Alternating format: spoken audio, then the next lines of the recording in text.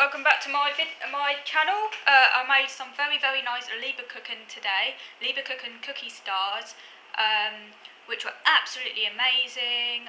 Using my new one of my new Christmas cookbooks, Leberkuchen stars, like a sort of gingerbready, essentially a type of gingerbread, a sort of German confection. Oh my god, so good! Like a sort of like cookie, really, sort of texture similar to sort of like a soft cookie, and yeah, Leberkuchen stars. Or Leberkuchen, I don't know how you pronounce it. Leberkuchen, I should know because my grandmother was German, but I can never remember how you pronounce these things. Leberkuchen. Anyway, with a sort of like a lemon juice glaze icing. I shared quite a number with my dad. Obviously, my dad just comes to my porch and picks them up in a box because I still can't see him face to face because I'm OCD. But yeah, I gave quite a number to him to share with my brother, and he said he was blown away by them. He said they were really good. He said I had a knack, which is a nice compliment. So that's what I was doing this morning, all in the kitchen. Anyway, I want to do some more responding to comments in a moment, because I know I've got some positive feedback on that. So I think it's something that you like, and I think it's quite good to kind of read out your comments from time to time, as it kind of makes these videos a little bit more interactive, more like a sort of like dialogue, and it's more inclusive than just me talking all the time. It's a bit of responding, I think it's quite good. So I'll be doing some more of that, and I think I'll try and make that a regular fixture.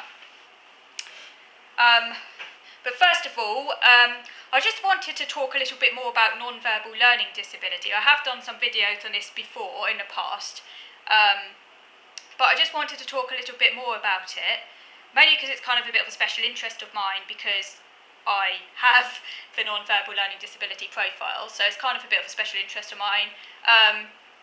There isn't too much in the way of research into it, unfortunately, and all the research that has been done is now kind of a bit out of date, which is annoying. And I think part of that is, since they got rid of Asperger's, it's been a lot harder to sort of look at NVLD, because NVLD and Asperger's are kind of very much intertwined in a way which other types of autism aren't with NVLD. So I was just doing some kind of mooching around on Google Books, where you can sort of read into little bits of books, and I just came across some information which I wanted to share with you. So there's a psychologist, I'm not sure if he's still alive or not, but anyway, there's a psychologist called Byron Walk. He might be dead now, and in 1995 he considered the similarities between NVLD and Asperger syndrome. 21 persons diagnosed with Asperger syndrome and 19 persons diagnosed with high-functioning autism were compared.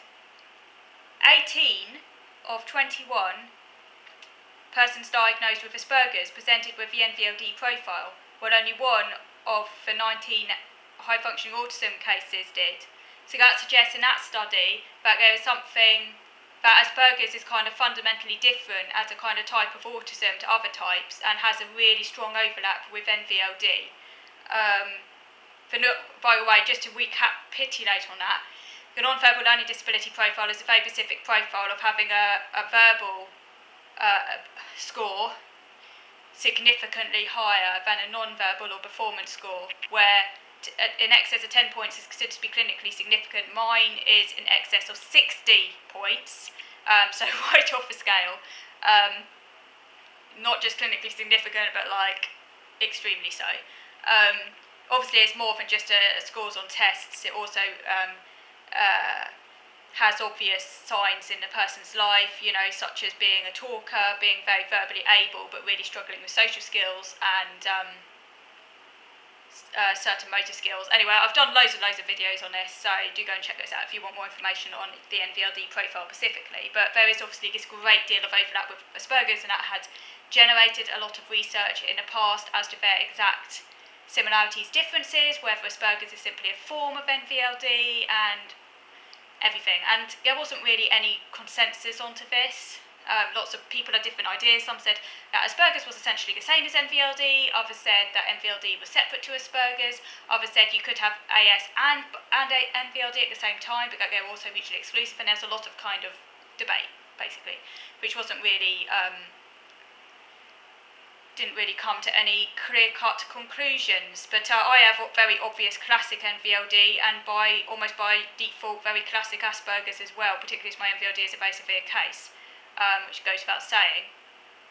In a sense, by the way, the NVLD is the kind of classic, stereotypical, prototypical kind of result if an Asperger person with classic Asperger's went and got tested, basically. And I have that classic presentation. So, my guess is that not all people with Asperger's have been tested. But I guess only one benefit of that educational psychology report I had when I was at school was that I did have a thorough neuropsychological test done, which although didn't really get me the support I needed as a kid, at least as an adult, it was insightful. And also I was cognitively assessed again back in 2018, which kind of reconfirmed those results and actually showed the discrepancy is even bigger than when I was a kid. Mainly because my verbal has gone right up into the stratosphere, but my non-verbal has stayed pretty much in the intellectually disabled range. It's only gone up slightly from when I was a kid. So I'm a pretty extreme case. I mean, not all people with NVLD would have that discrepancy as big as that, where basically part of the IQ is in the top 2% and part of the IQ is in the bottom 2%, which is both extreme, both exceptional in other words, and twice exceptional. There is actually such a thing as being twice exceptional, by the way. If you Google that, twice exceptionality is when a child or an adult has extreme scores in either end of a continuum. It's called twice exceptionality, which kind of in a way screws you up in quite a number of ways, because, of course, if you're twice exceptional, as in having scores in both exceptional ends of a continuum where most people wouldn't have. So in other words, having one part of a score almost in the extremely almost gifted end of the continuum, and another score in the intellectually disabled part of the continuum. Not many people have that. That's quite unusual.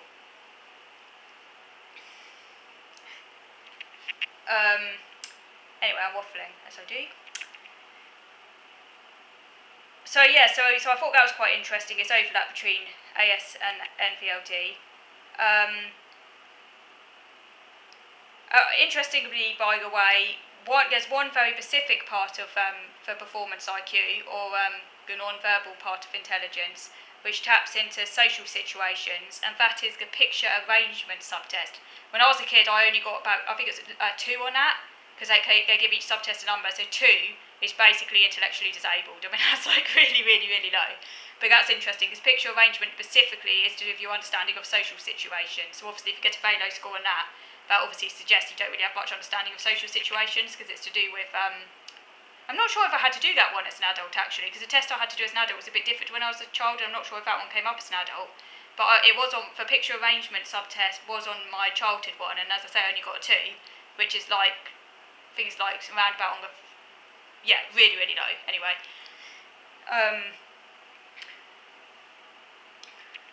Yeah, because that's like to do with comprehension, isn't it? And I do remember, I'm not actually sure if this might actually have been when I was being tested, actually, because I do remember being taken out of the classroom and there were like this box of photos, and I had to put the photos into order. So they're basically photos like, say, a child's birthday party. I remember taken outside of the classroom and I had to sit at a desk and there was this big box, and the person I was with, she may well have been a tester, because I was about 9 when I had these tests done. And I don't think I even knew I was being tested, but actually, because I know I definitely had a picture arrangement subtest because I've got the scores, and it might have been that might have been it, or that might have been something else I was doing with a teaching assistant. I literally do not know. But I do remember being taken out for class and having this box of photos and having to put them into order. Like I say, I remember one was like of a birthday party, so you had like a cake with candles and stuff, and there's just different pictures, like photographs. And I had to put them in order in terms of, like for progression of events, and I really struggled with that. And I loved the photos, and I found it really fun, looking at photos, because I like looking at photos, and they're always really, colourful to look at. But putting them in order, was not my strength. Because it's like to do with comprehension, knowing what comes after, and like looking at the scene, working out, it's like a sort of social kind of thing, isn't it?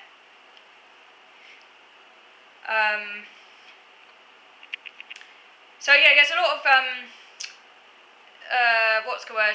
controversy as to the exact relationship between non-verbal learning disability and Asperger's. Other studies have found that only 51% of people with Asperger's met the criteria for NVLD, whereas others find that there's in excess of 80%. So there seems to be a great deal of variety. And my guess is it depends on the exact type of person with AS that they recruit for the studies, because there is, of course, a possibility that Asperger syndrome itself has subtypes, and some of those subtypes will overlap with NVLD and others won't. But of course we don't know right now, because they've got rid of Asperger's, which is not very good. So not all children with the NVLD profile will exhibit social deficits. So, in other words, it's possible for a child to have the NVLD profile without having Asperger's, but in that case they wouldn't have the social problems, but they'd have other features of a profile, such as, deficits in directionality, problems with organisation, problems with certain executive functions, certain motor difficulties. Of course, there's other questions as to what extent is NVLD different from other conditions such as dyspraxia or ADHD, or maybe are they all just essentially forms of NVLD? Again, to what extent is NVLD actually distinct?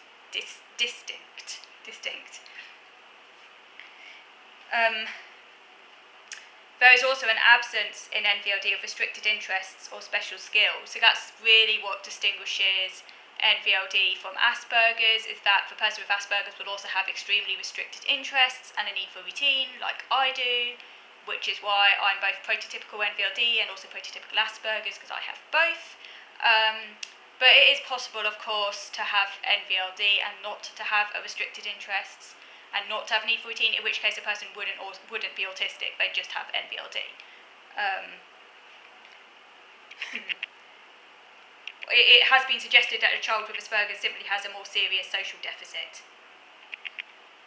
In other words, Asperger's may be simply a more severe variant of NVLD. So, in other words, very severe NVLD automatically means autism, or more precisely Asperger's. Because obviously, Asperger's is a very specific type of autism, which is quite distinct from classic varieties of autism, because in Asperger's, language is a relative strength. At least rote languages, which is quite different to other forms of autism, which is why I would actually speculate that maybe Asperger's itself occupies a distinct spectrum that only shares a very partial resemblance to other types of autism. We don't even know they're the same condition. They might just be related, maybe slightly on a genetic level, but actually be quite different. Because when I see videos of very profoundly autistic kids, it's very hard for me to think that they've got the same condition as me, because they're completely different. Yeah, they might have some similarities, like in repetitive behaviours, and obviously their social that is kind of non-existent if you're profoundly autistic. So you can see similarities, and then you can see that in them it's kind of ratcheted up to like a really extreme level. But they're so different to me. Like, I do sort of think, yeah, there are similarities, but is this actually the same condition? I do think that maybe Asperger's occupies a distinct continuum for other types of autism, and I do think it was a mistake them getting rid of Asperger's. And then they also look at the distinction between Asperger's. So in Asperger's, but not NVLD that doesn't occur with Asperger's, there is an indifference to peer contacts. Yep, big tick to that one when I was a kid, and has always been the case for me. Indifference to feelings of others. Yep, that's not PC, but it's true. Narrow, exclusive, abnormal interests. Yep, I'm saying yep because this all applies to me. That's why I'm saying yep. Inflexible adherence to routine, but that's obvious. Yeah. So those symptoms are kind of what distinguishes Asperger's from NVLD that doesn't occur with Asperger's. And Harper and Weinberg, 1996, have suggested that NVLD should be included under the diagnosis of Asperger's. This was when they still had Asperger's, by the way, and that Asperger's represents a more severe form. So in other words, a continuum is hypothesised with NVLD as the mildest, and autism as the most severe or extreme expression of a broad phenotype, with Asperger's syndrome in the mid-range of functioning. I completely agree with that! Yes! That's exactly what I was thinking. Seriously, I was thinking this, and it's written in a book. I was thinking This was exactly my thought process the other day. It's quite amazing when you have a thought process and you suddenly see it written in a book. It's like, whoa, that's like confirming exactly what I think. I was thinking autism is basically like this wider spectrum, okay? So at the really extreme end, we have those who can't talk, who are completely locked into their own little world, you know, often with other health problems, who are like really very, very ill. I use the word ill, not lightly, they are ill. Go and speak to their parents, these kids are ill, they are going to be like that, they're trapped in their own body. I'm so glad I don't have that type of autism, seriously. It's no joke. There's nothing diverse about them. It's a real medical problem. I've seen videos of these profoundly autistic kids just out of interest. And seriously, there's no mistaking it. They are ill. It's a medical thing. Anyway, so they're like really, really, really extreme. They need 24/7 care. You're still wearing nappies when they're like 20 or something, you know what I mean? So they're like really, really, really extreme, okay? And then as you move through that continuum, you get to Asperger's. Still a very severe condition, but severe in different ways. Obviously, like nowhere near what I talked about a moment ago, but like still pretty severe in its own right. And it's a genuine form of autism, but the person obviously can talk, but still has like real social problems and other executive problems. And then as you get further along, you get to NVLD without Asperger's, which is kind of like, you could say, is a form of Asperger's, but milder than Asperger's. And it does make me wonder whether some of these really successful people like Christy McGuinness, if they do have some broader phenotypic condition, simply have a very mild form of NVLD. That would be my hypothesis. I don't think they're actually autistic. They might have NVLD, which is a form, you could say, of Asperger's, just as Asperger's is a form of classic autism, but is distinct from classic autism, if that makes sense. So yeah. And according to some, Asperger's and NVLD are separate but co-occur frequently. So in other words, some would say, this is the other argument, that actually Asperger's and NVLD are separate. So in other words, that argument would suggest it's not a continuum, but that NVLD is actually a completely separate condition to Asperger's, and yet they very often co-occur. It's like a really common co-occurring comorbidity. And obviously my guess is if you have both Asperger's and NVLD, particularly if the NVLD is very severe, you're kind of doubly screwed. But that's just another kind of argument. So, two competing views: is Asperger's simply a severe form of NVLD, or are they separate conditions? And then, of course, to complicate matters still further, you then have different subtypes of NVLD.